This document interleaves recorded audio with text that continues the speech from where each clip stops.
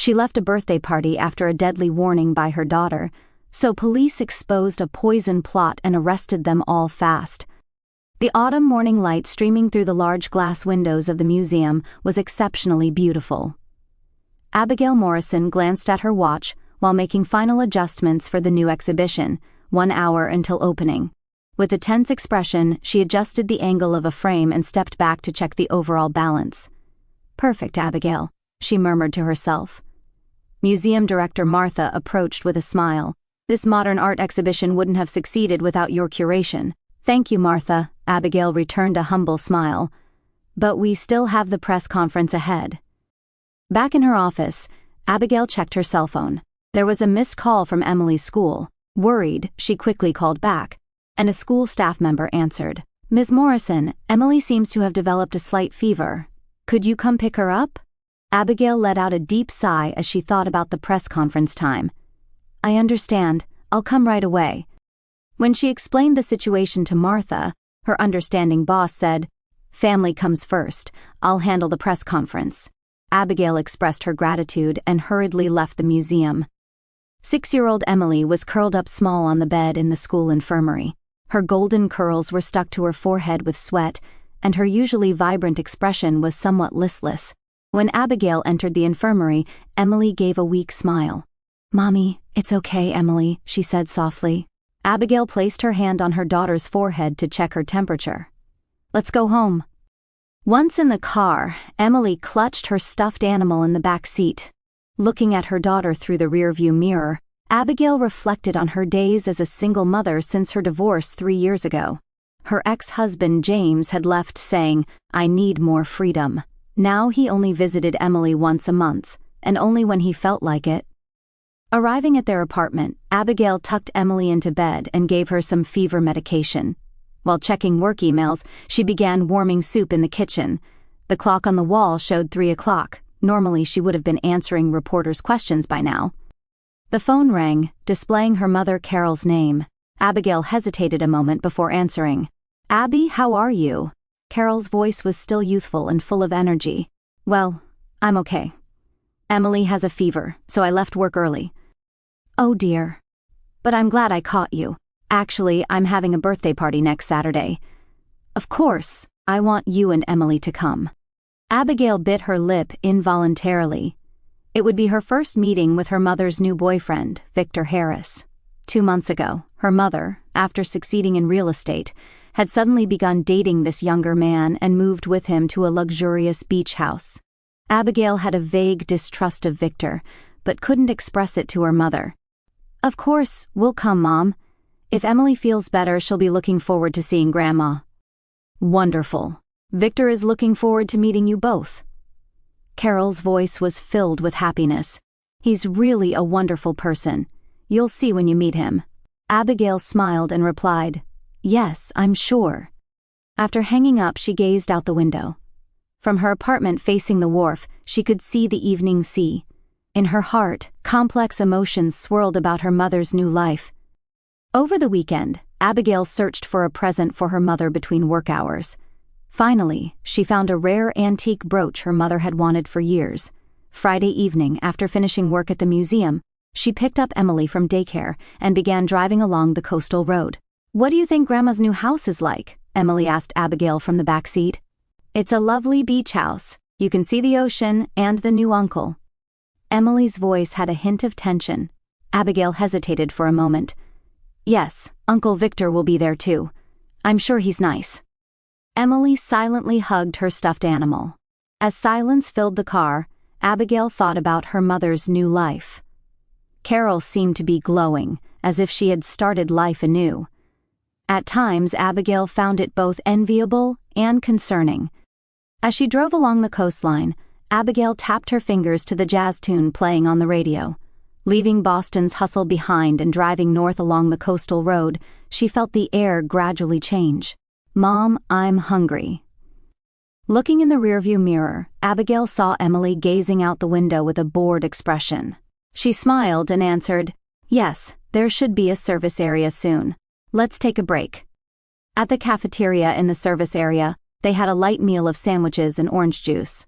While drinking her juice through a straw, Emily suddenly asked, "What kind of person is the uncle?" Abigail was a bit surprised by her daughter's question. "Uncle Victor? Well," she continued, choosing her words carefully, "I haven't met him yet either. I've only spoken with him on the phone a few times. But Grandma really likes him. Was Grandma lonely?" Emily asked with childlike directness. Abigail thought for a moment.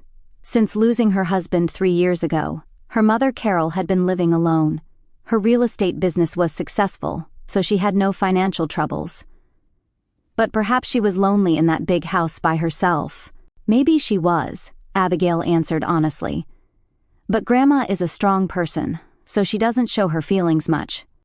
Back in the car, Emily took out her stuffed animal and a small picture book in the back seat, entering her own little world. Abigail focused on driving again and began thinking about Victor Harris. From her mother's calls, she heard he was a successful businessman working in real estate investment. Apparently, they had met at a charity event. Abigail frowned involuntarily. It might just be prejudice, but she couldn't help feeling something suspicious about him.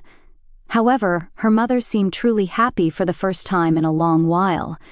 Carol's voice on the phone was full of youthfulness and energy. And above all, Carol was an adult with the right to live by her own judgment. Abigail sighed. She couldn't make an accurate assessment without meeting him first. "Mom, I can see the ocean!" Emily's voice echoed in the car. Indeed, the blue horizon of the Atlantic was beginning to appear on the right side of the road. From here, they would enter the territory of the upscale resort area of Cape Ann.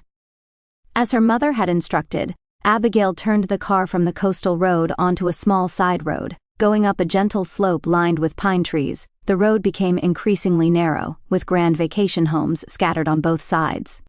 "Wow, amazing!" Emily leaned out the window, looking up at the large houses with white pillars and wide verandas, modern glass houses, stone houses that exuded history. All were clearly very expensive. Abigail continued deeper, following the navigation instructions.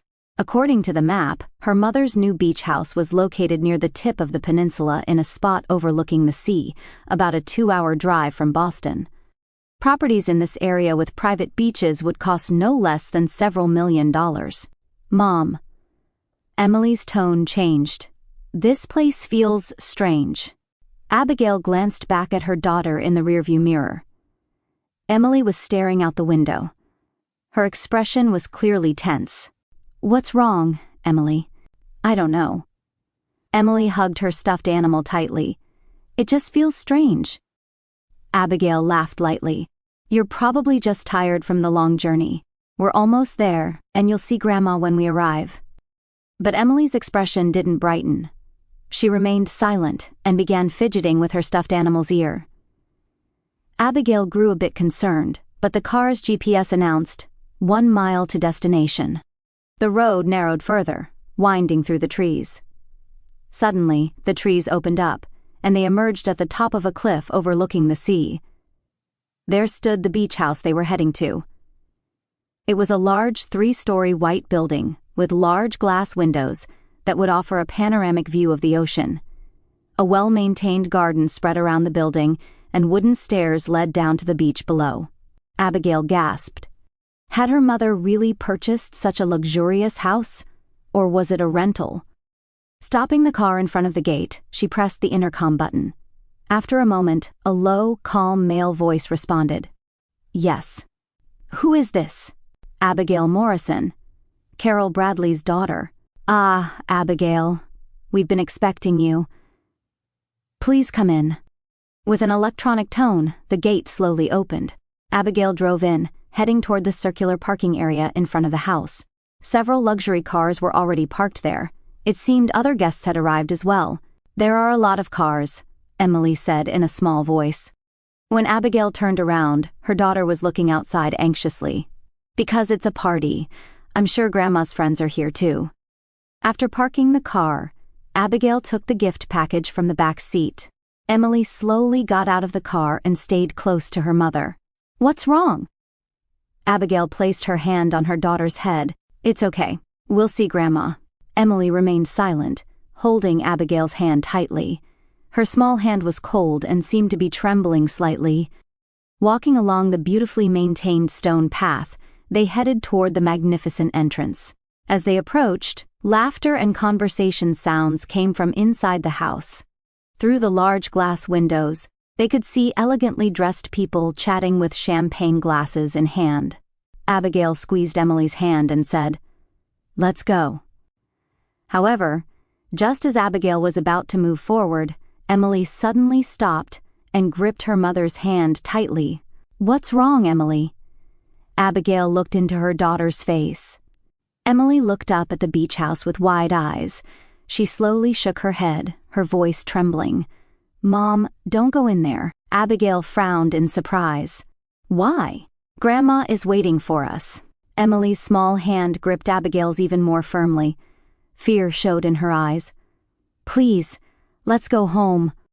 Abigail was momentarily confused. Emily was often imaginative and sometimes anxious, but she had never seen her daughter so strongly afraid of something. Her whole body was trembling slightly. "Emily, what happened? Did you see something?" She followed her daughter's gaze. Through the windows she could see the party. Men were chatting with glasses in hand. Women were dressed in elegant dresses, smiling and conversing, but she couldn't see her mother. "I can't say," Emily said in a trembling voice. "But this is a scary place." The door of the beach house opened, and a man came out. Abigail instinctively understood it was Victor. He was more attractive than she had expected, wearing a slim-fitting suit, his silver hair gleaming in the sunlight. He looked around the garden, clearly searching for someone. Abigail instinctively hid behind a bush. She didn't know why she had taken such action. It was just an instinctual response. "Why are we hiding?" Emily asked in a whisper. "I don't know," Abigail answered honestly. She looked at Emily's face. Maternal instinct worked at the sight of her daughter's pale expression. Emily was genuinely afraid of something, and Abigail herself had an unexplainable distrust of her mother's fiancé. She made a decision. "All right, Emily, let me think for a moment." Abigail took out her cell phone and called her mother. There was no answer. She tried again, but still no connection. "That's strange," she muttered. Mother always answers her phone. Looking at the entrance again, Victor had already returned inside. Abigail took a deep breath and thought. She was a rational person. As a museum curator, she was confident in her logical thinking and analytical skills. But now she was about to follow her daughter's fear and her own vague anxiety. Was that irrational? She looked at her daughter's face again. "Emily, do you really want to leave? Can't you tell me why?" Emily looked straight into her mother's eyes. There was a determined expression on her small face. "Grandma is in danger. Those people, they're bad people." Abigail shuddered. There was an age-inappropriate certainty in Emily's voice. "All right," she answered quietly. "I'll just leave the present. Then we'll go." Emily's expression softened a little. Abigail took a notepad and pen from her handbag and wrote a short note. "Emily isn't feeling well, so unfortunately we're heading back today. Please accept this gift. I'll call you later. With love, Abby." She attached the note to the gift package and quietly approached the porch. Just as she placed the gift and was about to turn on her heel, the door opened. "Abigail!" Victor Harris stood there with a broad smile. He spread his arms and approached her as if they were old friends. "Finally, we meet. Carol has told me so much about you." Abigail managed a social smile despite her tension. "Nice to meet you, Victor. Where is my mother?" "Carol is upstairs getting ready. She said she was going to wear a special dress." Victor's eyes were warm and his voice was friendly. Yet something felt off. Was it that his eyes weren't smiling, or was it the slight tension in his posture? "I see." Actually, Abigail turned toward Emily, who was waiting near the car, clearly looking anxious. "My daughter is feeling a bit unwell. I thought I'd just drop off the present." Victor's expression changed slightly. It was just for a moment, but Abigail definitely saw a flash of irritation. "That's a shame, but won't you come in just for a little while? Carol was really looking forward to seeing you." "I'm sorry. Emily isn't feeling well." Victor placed his hand on her shoulder. The touch was friendly, yet somehow domineering. "I prepared a special drink too for everyone." There was a subtle force in his voice. Abigail stepped back and smiled politely. Maybe next time. Please give my regards to Mother. I'll call her." She placed the gift on the porch and began walking toward Emily. Feeling Victor's gaze on her back, Abigail took her daughter's hand. "Let's go," she said quietly. As they walked to the car, Abigail didn't look back, but when Emily looked back, she whispered, "Mom, that man is watching." Getting into the car and starting the engine, Abigail checked Victor in the rearview mirror. He was indeed staring at their car unnaturally. "Fasten your seatbelt securely," Abigail said. As she was about to drive off, another man came out from the entrance and began talking with Victor. It was an unfamiliar face. When Victor pointed at the car, that man also looked at them. "Mom, let's go quickly." Emily's voice trembled in the back seat. Just as Abigail was about to shift gears, Victor rushed to the car. He knocked on the window. "Abigail, Carol wants to talk to you on the phone." Abigail hesitated for a moment. She should talk to her mother, but the engine was already running. Something was whispering to her, "Leave now, I'll call later." She answered through the window and drove off. Until they reached the road, Abigail kept checking the rearview mirror. Victor and the man stood in the garden, watching until the car disappeared from view. As they passed through the forest path and reached the main road, Abigail finally let out a sigh of relief. "It's okay, Emily," she called to her daughter. "We're safe now." Emily was still hugging her stuffed animal with her seatbelt fastened. Her expression was still tense, but visibly relaxing gradually. "Mom," she said in a small voice, "those people were going to do something to Grandma." Abigail got goosebumps. "What do you mean?" "I don't know, but they were all laughing in a strange way." "Grandma is in danger." Abigail pulled the car into a roadside parking space and rotated her seat to face her daughter. "Emily, how do you know that?" Emily shrugged. "I just knew. If we went into that house, something bad would happen." Abigail thought deeply. As a rational adult, she knew she shouldn't judge based solely on a child's intuition. But as a mother, she felt that Emily's fear was genuine. And above all, she herself had an unexplainable distrust of Victor. She took out her cell phone and called her mother again. This time, after the ringtone, it switched to an automated response. "That's strange," she muttered. "Mom." Emily's voice suddenly became stronger. "Don't call Grandma, those people are listening." Abigail was surprised by her daughter's words. "Emily, what do you mean?" Her words were interrupted by her cell phone's ringtone. The screen displayed unknown. After a moment's hesitation, Abigail pressed the answer button. "Hello, Abigail. What's going on?" It was Victor's voice.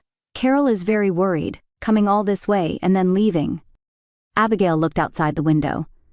They should have been quite far from the beach house by now. How did Victor know her phone number? "Emily isn't feeling well," she answered, trying to appear calm. "I'll let her rest a bit more, then we'll visit again properly." "I see. That's unfortunate." Victor's voice had a subtle irritation mixed in. "Carol wanted to spend her special day with family. She's tired and lying down now, but when she wakes up, she'll be disappointed." Abigail frowned. "Is Mother sleeping? You didn't mention she was feeling unwell earlier." There was a moment of silence. "Ah, that's right. She's been getting tired easily lately. The doctor says it's menopausal symptoms." Abigail began to feel anxious. "Victor, actually, I'm not feeling too well either. I'm going to go home and rest. I'll call Mother myself later." "Of course." Victor's voice returned to being friendly. "But it's Carol's birthday. Won't you at least stay to have some cake? I prepared something special for her. A healthy special recipe." Abigail looked at Emily in the rearview mirror. Her daughter was shaking her head vigorously. "I'm sorry. We'll do it next time," Abigail said firmly. "That's a shame." Victor's voice turned cold. "I thought you were thinking of Carol." "Well, fine. I'll be in touch." After the call ended, Abigail let out a deep sigh. She gripped the steering wheel firmly and started the car again. "Mom," Emily said in a small voice, "is Grandma okay?"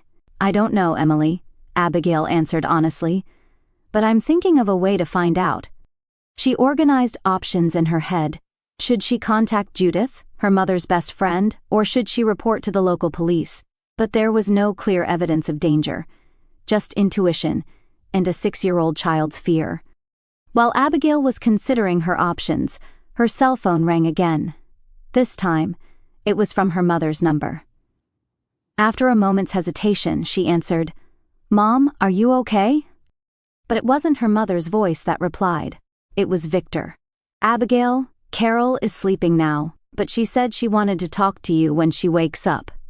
Abigail pulled the car over to the shoulder. Something was wrong.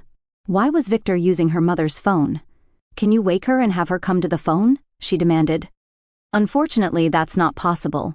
I want her to rest. She's very tired after drinking a special cocktail." There was an unnatural cheerfulness in Victor's voice. "What kind of cocktail?" Abigail's wariness increased. "A health drink. My special recipe. All the guests liked it too." From the other end of the phone, another voice was heard. "Not everyone came, but the old woman alone is enough. Proceed as planned. The special cocktail's effect will be within 30 minutes. Victor hurriedly muttered something, and that voice faded away. However, the call hadn't ended. Abigail felt the blood drain from her face. She looked at Emily. Her daughter was staring at her mother with big eyes. "Mom." Emily's voice was trembling. "Did that man give Grandma poison?" Abigail was momentarily speechless. Emily's intuition matched her own anxiety. She quickly moved to the passenger seat and took out a map from the glove compartment. "Emily, it's okay." She tried desperately to appear calm. "We're going to the police now." From the phone, there was the sound of Victor returning. "Abigail, are you still listening?" Abigail immediately picked up the phone. "Yes, I can hear you." "Victor, what are you doing right now? What do you mean?" His voice was tense. "I'm just trying to make Carol's birthday party a success. You were talking to someone just now. The special cocktail's effect will be within 30 minutes, you said." There was a moment of silence. The next sound was the phone cutting off. Abigail's hands were shaking. She took a deep breath and considered her next action. She should call the police. But what specifically should she tell them? Just saying, "My mother's boyfriend is suspicious," wouldn't be enough. Her thoughts were interrupted by Emily's voice. "Mom, Grandma is calling for help." Abigail turned around in surprise. "What?" Emily's face was pale, as if she were seeing another world. "Grandma is suffering. She's saying, 'Help me.'" Instinctively, Abigail called 911. When the operator responded, she briefly explained the situation, that her mother might be in danger, that she had heard suspicious conversations, and she gave the exact address of the beach house. "We're dispatching officers," the operator said in a calm voice. "Please stay in a safe location." After ending the call, Abigail started the car's engine. "Now, Emily, fasten your seatbelt." "Where are we going?" Emily asked anxiously. "To the police station. We'll meet the officers there." Abigail made a U-turn and headed to the nearest police station. In her mind, fragments of information were starting to connect. Her mother had been feeling unwell recently. Victor talking about a special cocktail and the conversation about a plan. "Mom," Emily said in a small voice, "that man was a bad person, wasn't he?" Abigail smiled at her daughter. "Your instinct was right, Emily. If you hadn't warned me," she swallowed her words. Arriving at the police station, several patrol cars were already preparing to deploy. Abigail quickly got out of the car and approached the nearest officer. "Are you Miss Morrison?" the officer asked. "Please tell me the details of the situation." While she was explaining, another officer brought Emily hot chocolate. Abigail told the police everything, the conversation she had heard, her mother's recent condition, and her distrust of Victor. "We'll check immediately," the officer said. "Please wait here." Abigail sat next to Emily, putting her arm around her and hugging her. "It's okay, Emily. You're such a brave girl." Emily leaned against her mother and whispered, "Will Grandma be saved?" "I'm sure she will," Abigail said. But anxiety swirled in her heart. The hours spent in the police station waiting room felt like the longest in Abigail's life. Emily had finally been released from tension and was sleeping on the sofa. As Abigail gently stroked her daughter's hair, the door opened, and a uniformed officer entered. "Ms. Morrison." His expression was bright. "Your mother is safe. She's being transported to the hospital by ambulance right now." Tears of relief flowed from Abigail. "Really? What happened?" "When we arrived, several party attendees were complaining of feeling unwell. Your mother was also in a dazed state, but fortunately it wasn't serious," the officer explained quietly. "We've arrested Victor Harris and another man. Beverage samples have been confiscated for testing. Poison details are still being confirmed, but sedative-like substances were detected. Thanks to your report, the worst was avoided." 3 days later, Abigail visited Carol's hospital room. Her mother looked thinner than usual, but was sitting on the bed enjoying origami with Emily. When Abigail entered the room, Carol showed a bright smile. "Abby." She reached out toward her daughter. "Thanks to you and Emily, I'm alive." Abigail gripped her mother's hand tightly. The investigation had revealed that Victor and his accomplice had planned to target Carol's fortune. They had been slowly poisoning Carol first, and then planned to eliminate the entire family who would interfere with the inheritance, all at once at the party. "I never realized," Carol said painfully. "I believe that person invited him into my home." "Don't blame yourself, Mom," Abigail said gently. "It could happen to anyone." Carol looked at Emily. But why did Emily know? How did she sense the danger? Abigail also looked at her daughter. Emily was by the window, smiling with a bird-shaped origami in her hand. "I don't know," Abigail answered honestly, "but it's certain that her intuition saved us." A month later, Carol sold the beach house and purchased a small house near Abigail and Emily's apartment. One calm evening, the three sat together on the porch of Carol's new home. "Emily." Carol handed her granddaughter a small box. "This is a special gift for you." Inside the box was a beautiful antique pendant. It was passed down from Carol's mother. "Your special sense saved my life," Carol spoke tearfully. "From now on, let's live closer together and protect each other." Emily hugged the pendant to her chest, beaming with a full smile. Abigail watched her mother and daughter, filled with deep gratitude. If she hadn't listened to Emily's warning that day, sometimes a child's intuition may be more correct than an adult's reason, Abigail murmured quietly. The sun set on the horizon, and the long shadows of the three stretched across the porch. A new beginning awaited them. The bond of 3 generations, strengthened by overcoming crisis, was proof of a real family that could withstand any storm.